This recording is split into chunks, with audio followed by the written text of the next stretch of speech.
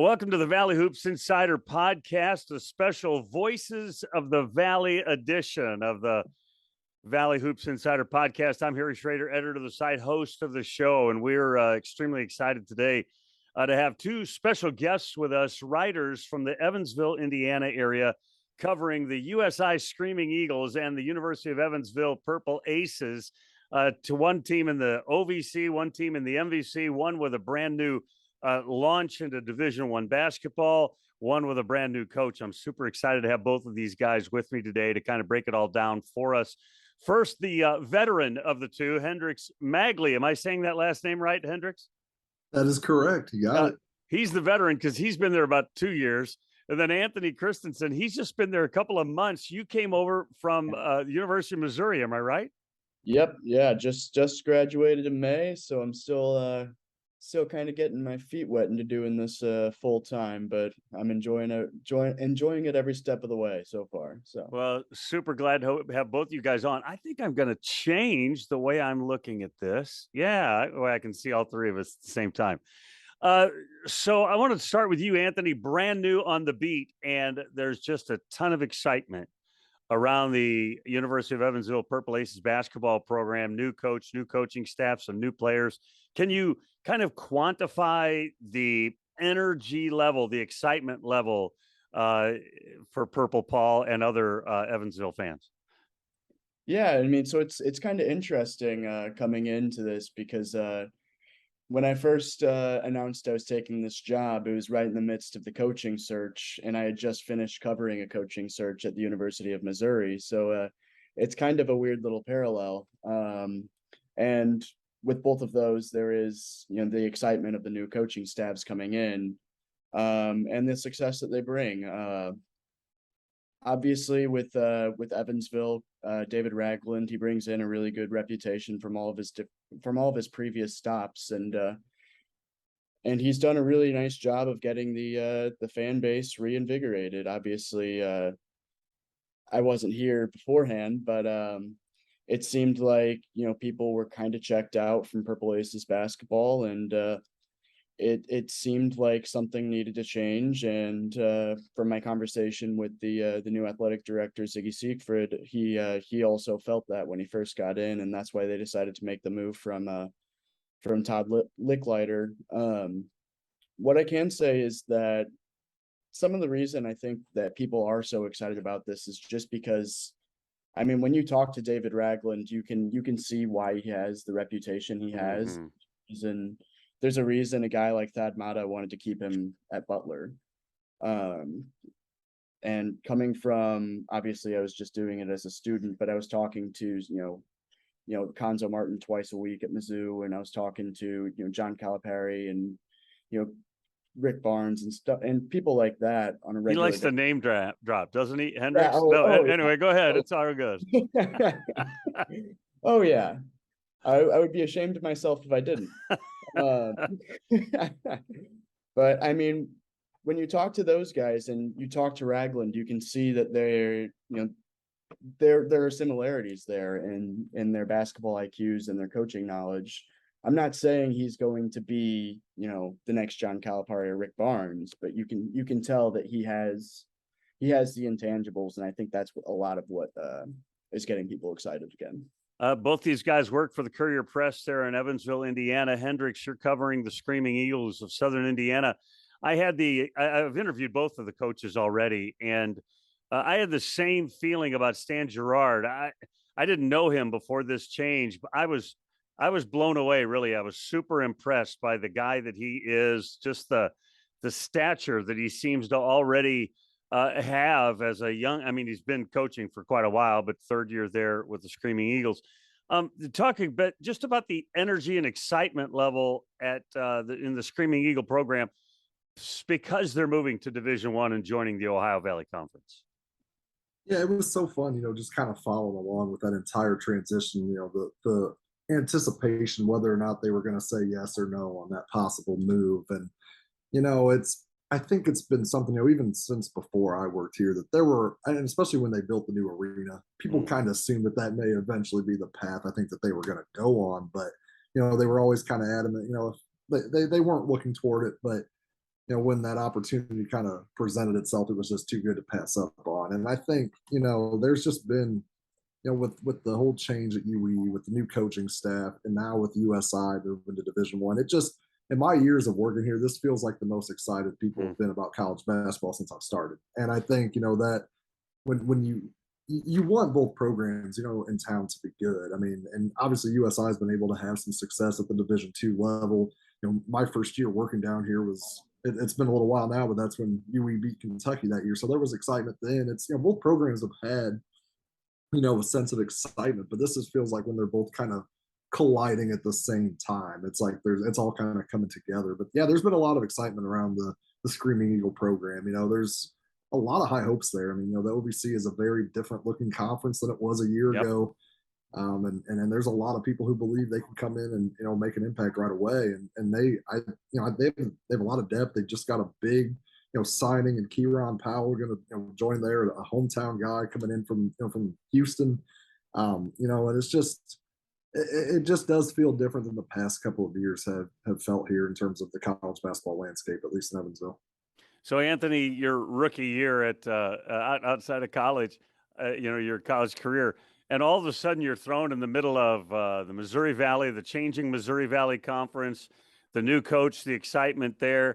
How excited are you just at your day one? And I know I commented once on Twitter, you're one of the hardest working guys I know. I mean, stuff's pouring into my Twitter feed all the time because you're out breaking stories and talking to people.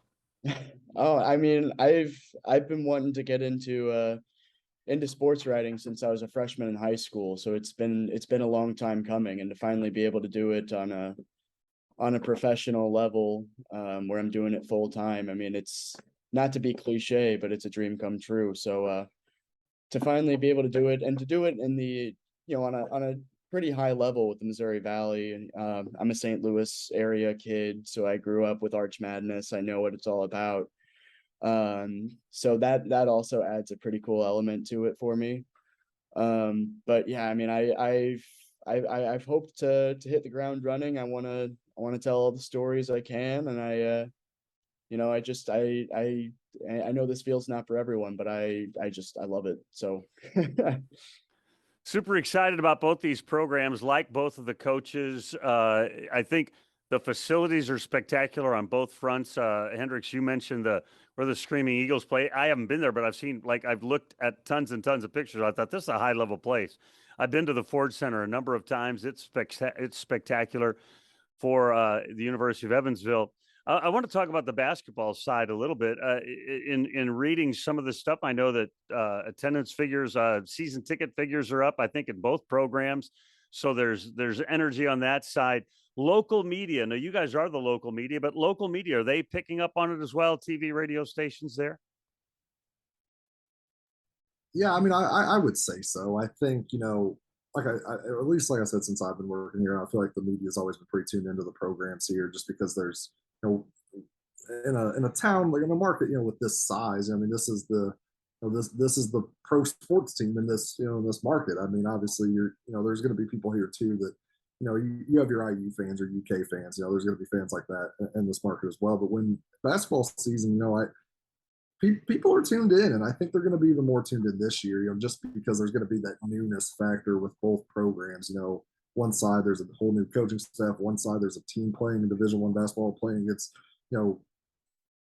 opponents that the casual fan may actually recognize. That's not a disrespect to Division II, but not everybody knows where a Lindenwood is and how they're Division I with them. So it's like you're introducing some new programs, and I think that'll be something that, at least in terms of USI, this first year, I mean, they're already going to Missouri, they're going to Notre Dame. I mean, they're going to be playing some teams that are very familiar to the casual fan, and I think that's going to get not only the media's recognition, but that's going to get the fans recognition too. And obviously that's what they want at the end of the day, because like you said, season tickets, I believe that both programs are trending upward. I know I talked to a couple of people just since they announced the Powell transfer. He's, like I said, he played high school basketball in Evansville. There's people who have already told me, yeah, we want to go check him out, see him play, because he's from here. And so when they're able to get them hometown kids on the team as well, that's really going to drive up some attendance, I think, and bring some more people out who might not, maybe they're not even the biggest basketball fans, but they know the kids are from here. They know they're from the community. it gets more people out to go out and watch them, I believe. And then you mentioned Powell, and both squads have a number of Indiana kids, and I think that makes sense for a lot of programs to get guys from a geographic region.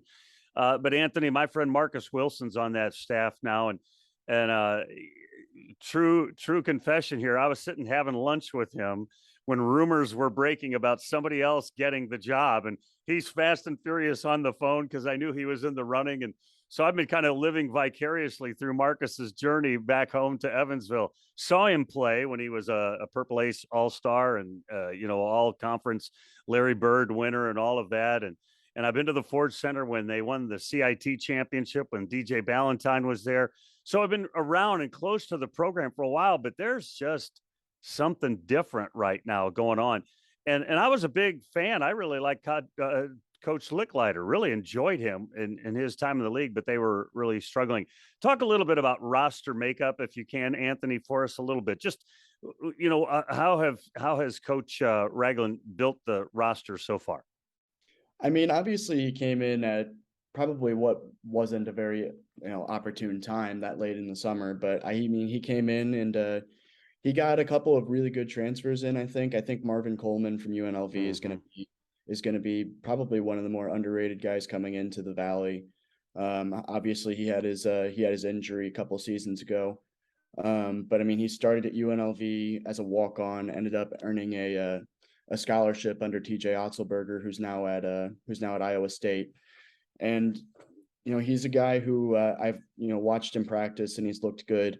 Another guy who I haven't been able to see in person at all is Kenny Strawbridge, the Alabama State transfer, who I believe he averaged more than 10 points a game last season. He's got a good 3-point threat on him. And I think that's something obviously that they just lacked last season was just a pure scorer. And then as for the returning guys, I've been really impressed with Blaise Beauchamp early on in the summer. He's somebody who is, really fun to watch, good on the ball, very good dribbler. And I interviewed his cousin's dad and he said, quote, "He's a sniper." And and it's hard to disagree with that from just watching the practices. And then obviously you got guys like Antoine Smith who are returning, guys quite, I can't talk, guys like Preston Phillips, who are, some of the guys who were some of the standout guys on last season's team, despite the record. And then some of the freshmen they've got coming in, Chris Moncrief, I think is going to be quite good. So, I mean, it's going to be an interesting roster. It's a little hard to say, what should you expect from a roster or a record standpoint so far, just because of, you haven't really seen all the moving parts put into place just yet. But I think this is a team that, David has put together that is going to be much more competitive in the MVC than last season's. And Hendrix, so there's players on the Southern Illinois, Indiana squad that were productive, all conference kind of guys last year in the Great Lakes Valley Conference. And no disrespect to that league, I announced games in that league for years. It's a great Division II conference. Can you translate, guys like Simmons and Henry and others? How do they translate it to Division I? Yeah, I think it'll definitely be at least a little bit of a challenge early, especially like I said, playing some of those teams like Missouri and Notre Dame. I mean, it's a lot different than playing, your Grand Valley States and your Ferris States. So those are tough teams, but it's a whole new level. But Simmons is a guy, who has Division I experience, played at Youngstown State before he was at USI. He is one of the most athletic players I've seen. Tyler Henry is a great defensive player. Jacob Polakovich is a really big, a force inside, has really gotten stronger. He's always been a really good rebounder, but he's become such an offensive threat. Thanks for saying his name. I was going to bring him up, but I didn't know how to say it, so thank you. And and Isaiah Swope is the other local, another local guy on the team. He played high school basketball here at Castle, and he ended up having a really big role as a freshman, something that I don't even think they were totally prepared for him to have as big of a role as he did, but some roster makeup kind of allowed that to happen, and he kind of ran with it. But and they've brought in a lot of high-level guys, though, for a transitioning team, and especially for a first-year transitioning team. They have 3 transfers now from power schools. I mentioned Powell, from Houston, but they got Trevor Lakes, who was at Nebraska. He played for Girard in Indianapolis before he was at USI. And then Peter Nwoke is a freshman forward who he actually was a walk-on at Michigan State.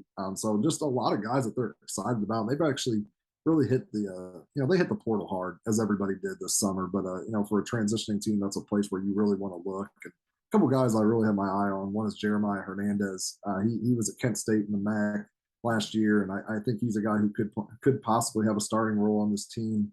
And then a couple JUCO transfers. Gary Solomon was at Henry Ford College in Michigan, and he was the NJCAA Division II leader in assists for the entire country. He's a great passer and another very athletic guy. And Ryan Hall, he was at Iowa Lakes, a JUCO, and was a really pure shooter as well. His form looked really good. So there's a lot of guys on this team. I think something that Coach Gerard has always preached the importance of since he's been at USI is having depth.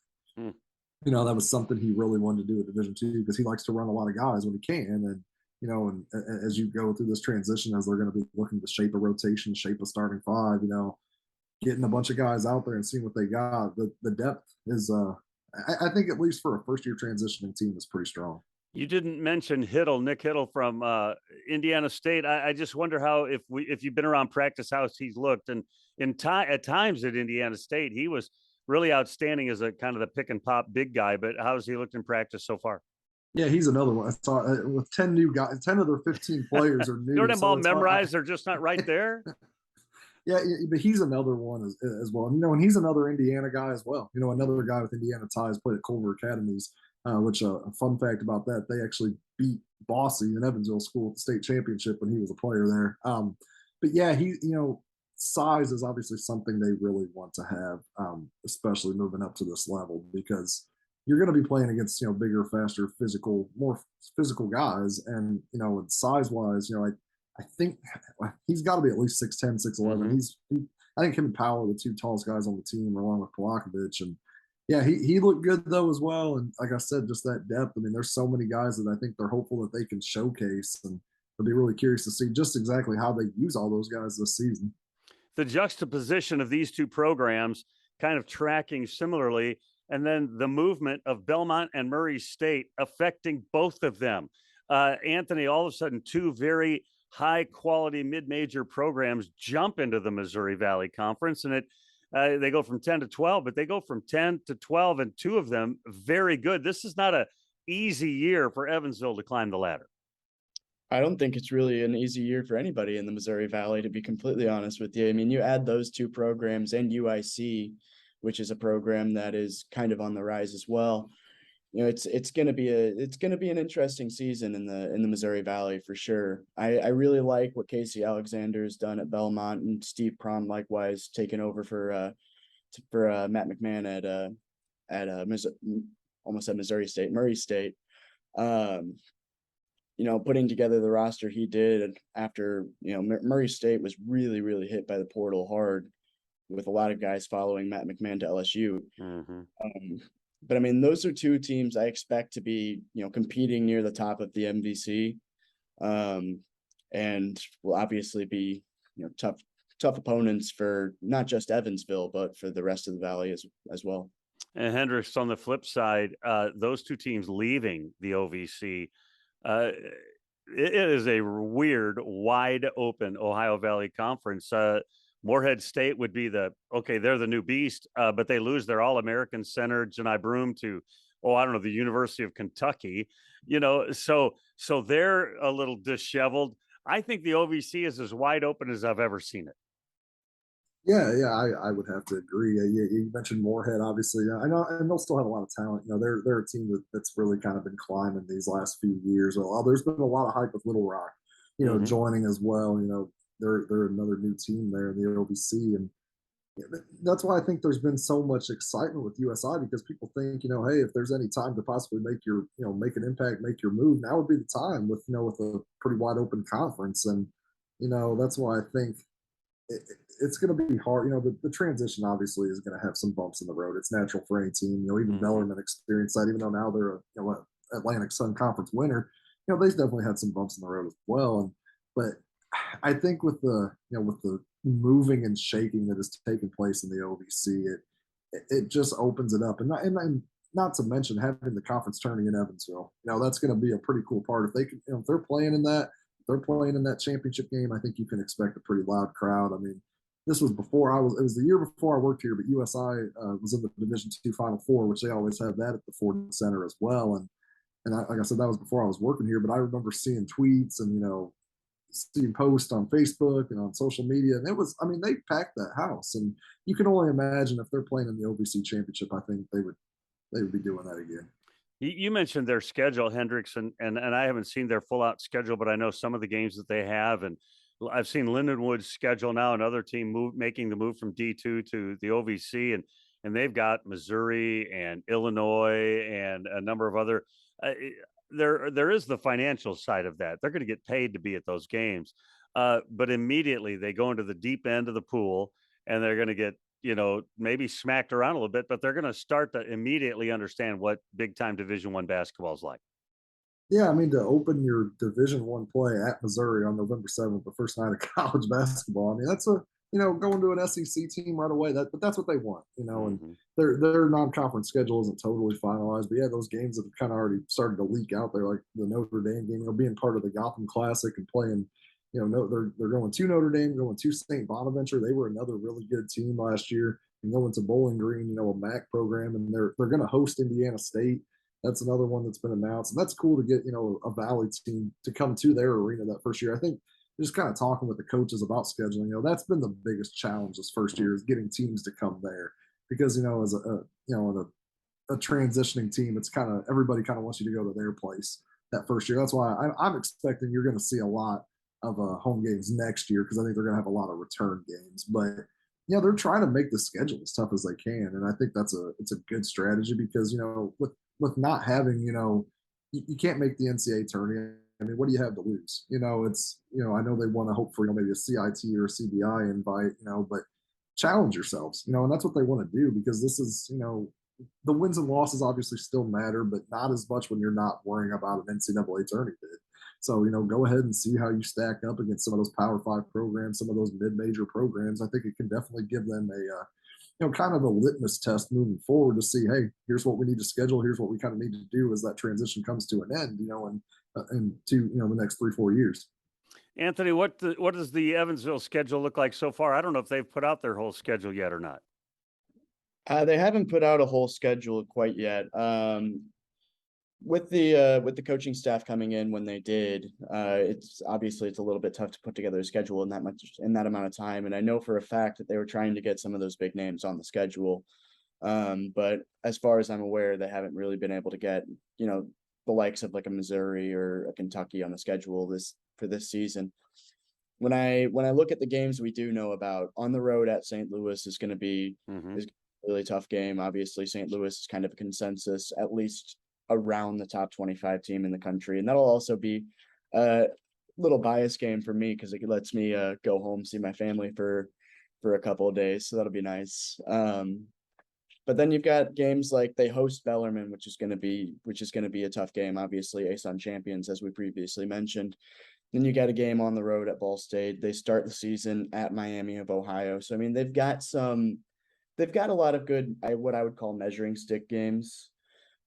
Starting at Miami of Ohio, that's probably a team, at least last season, where you're trying to get to that level this season, or at least somewhere close to that level this season, coming off of what was frankly a pretty bad season last year for Evansville. So I mean, it's filled with a lot of games like that, at least from what I've seen. And obviously I think St. Louis is probably the headliner from it.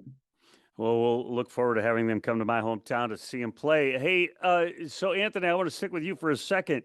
So I've got just a couple of key questions. The first is, are they going to bring back some sleeved unis?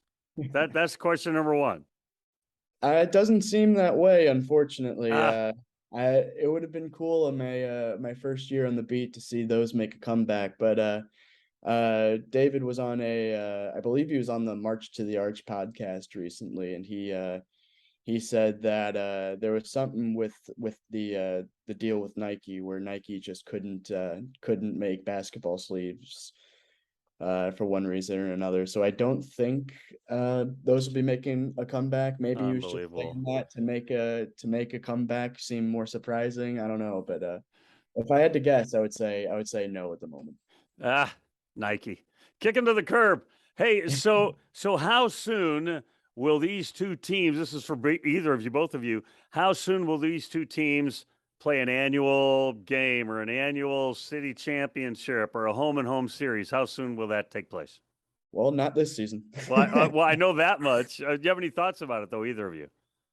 It's a golden question, though. I mean, I do think I know Anthony's obviously talked to Ragland a lot, and I've talked to Gerard about it. They want it to happen. Now, I think both coaches have been pretty clear that they want it to happen, but with the scheduling, was already pretty much made up for this year for at least for UE. I know USI obviously had to kind of work on theirs, but I expect to see it. I don't know. I don't want to say next year, but I think before the transition's up, I think they'll definitely be at least playing each other because it's something the city needs, to be quite frank. I think, just seeing how excited the people have gotten for both teams.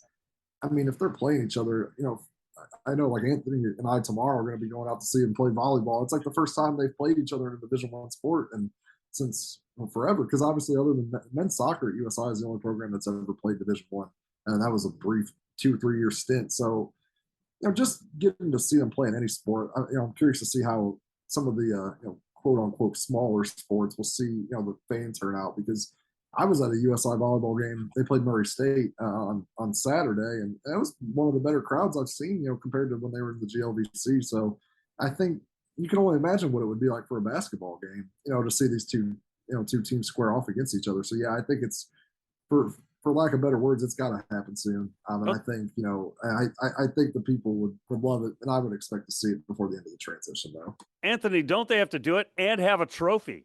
I mean, this is just baked in. I mean, we have it, we alternate, or you pick a other place to play, and a trophy. I mean, come on, this is marketing 101. I mean, this should have been happening. Oh yeah. When I first took this job and moved out here, I was convinced it was going to happen this year, which obviously isn't the case. But I am in full agreement that it has to happen, which I think eventually it is going to happen and probably be an annual thing, kind of like a Cincinnati Xavier, Missouri Illinois kind of deal. Yeah, do it around Christmas or something. I mean, come on. Oh yeah. And I think the trophy is a must. They've got a trophy for men's soccer. I know they always play every year, or when at USI was in Division II, they always played in the spring every year. They had the Mayor's Cup, and it was always a pretty big deal. And now it's obviously Division I. But you got to have a trophy. You have to. I mean, not to bring up my glory days of college too much, but covering the Missouri Illinois men's basketball game at Enterprise Center in St. Louis. Just walking past the trophy they have for that, it's almost as tall as I am. So I mean, you got to have something like that. It would be fun. The community would love it, like Hendrix said. And really, I mean, it just has to happen. Whether it's like it alternates between Ford Center and Screaming Eagles Arena every year. I think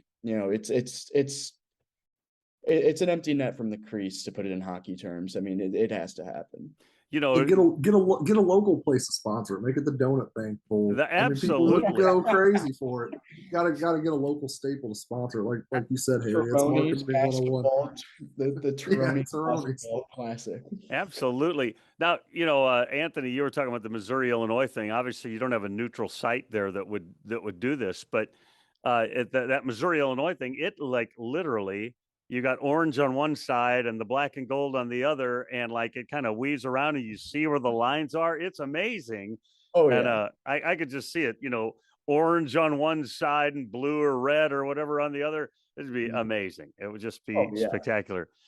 Before I let you guys go, and I appreciate you giving me tons of time here today, talk about the newspaper. Talk about the Courier Press. I know Chad fairly well, and your guys' boss. I guess he's your boss. And when he moved up the ladder, I'm like, I don't get to talk to Chad as often, but talk about, because you guys obviously are deep. You're doing a great job of doing the deep dive into these programs. Some of the like Missouri Valley and Ohio Valley Conference schools don't really even have beat writers. They're not really giving the time to the local teams like you guys are in one city one paper, but doing them both so excellently. Well, I appreciate that. Yeah, it's we feel I'm not trying to speak for Anthony, but I know we feel incredibly lucky to have that opportunity. I think in the era of digital journalism, everything's obviously so digitally focused now. Trying to just find new ways to bring stories to our readers, and not even necessarily just focusing on game coverage, but stuff that you can't get anywhere else. And I know we both do a lot of high school stuff too. That's the thing in a city like this. People love the high school sports here, so you try to give them whatever you can. And but in terms of the college stuff, it's just yeah, just trying to find new ways to bring it to them. Like I said, whether it's podcasts like this, we're hopeful to maybe try to do some of that this year. That's something we've done with high school sports a bit. We want to try to do that with college as well, and just get more people in tune. You talk about Anthony always being on social media. Well, that's a thing. I mean, the kids, the athletes, whether it's high school or college, they love seeing that stuff.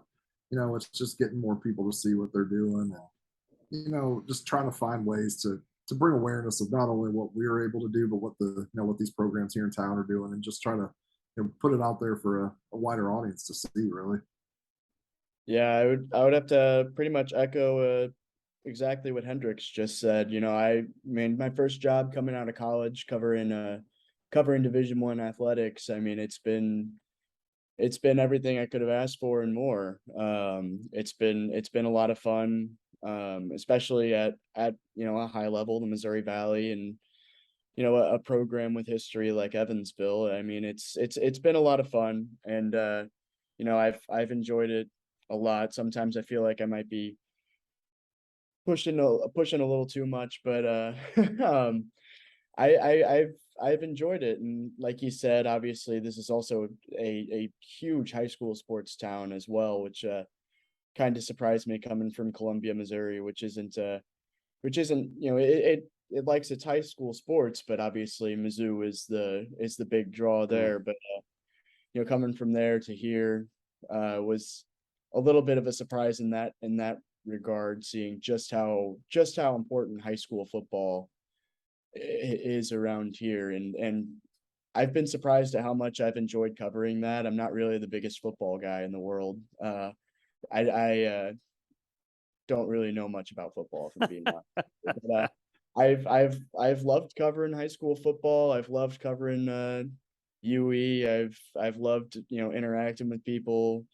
I'd like to think I'm doing them a solid so far, but I mean, like you said, I mean, covering the Valley, where a lot of teams don't really have designated beat reporters. It's been a lot of fun, because I mean, you don't just get people from Evansville looking at you. You got people from Springfield, Missouri, Terre Haute, all the other places, and interacting with people all around the Missouri Valley. And obviously, like I said earlier, the Missouri Valley hits close to home, being a St. Louis area kid.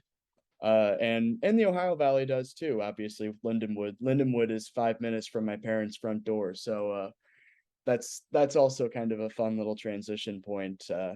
Hopefully I'll get to go to the Lindenwood USI games whenever they're in town. But yeah, no, it's been a ton of fun so far, and I'm really, really excited to cover the college basketball season, because once I started covering college basketball my senior year, I knew that's really what I want to do. So here we are. It's awesome. Good for you. Hendrix, before we let you guys go, Powell, I think you and I were interacting on social media about he's going to need a waiver. Do you know anything about that process, or how long that will take place? Or maybe I'm really behind and he's already got it. No, I haven't heard that he's been cleared yet, but everything that I've heard is that he's expected to be, and hopefully that comes sooner rather than later. But yeah, he should have 4 full years of eligibility though, still, which is that's great for USI, because I mean that's a guy who you can really lean on for that transition. I mean, obviously he didn't have a huge role at Houston, but just learning under Kelvin Sampson, being on a program that was in the Final Four, I think he got some minutes toward the end of that game against Baylor. Just getting that experience. You can't practice that. That's the only way you can really get that true feel is when you're in those games. So having a guy like that for the next 4 years could be incredibly huge for that transition. Absolutely. Anthony, make sure John Bull signs there and it'll all be good. Another semi St. Louis guy, but anyway. I'm not sure I've got the power there, but yeah. Guys, I really appreciate it. Hendrix, Magley, and Anthony Christensen, both from the Courier Press there in Evansville, Indiana. They're covering the Southern Indiana Screaming Eagles on one side and the Evansville Purple Aces on the other. They're part of the leagues that we cover, and so we appreciate your time, guys. Really, really do appreciate it today. Thank you. Yeah, of course. Thank you for having us.